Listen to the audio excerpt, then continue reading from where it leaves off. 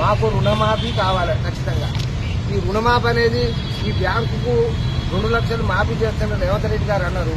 సరే, ఆయన అన్న ప్రకారమే వాళ్ళు ఇచ్చారు. 2 లక్షలు మాఫీ చేస్తామన్నారు.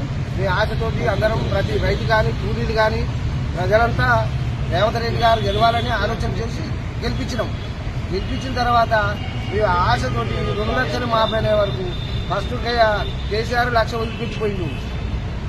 ఆ పైసలు అటువంటి డబ్బులు మొత్తం 2 లక్షలకు పైన అయినాయి. కానీ ఆ పైన అయిన ఆలోచన మేము చేసుకుంటాం.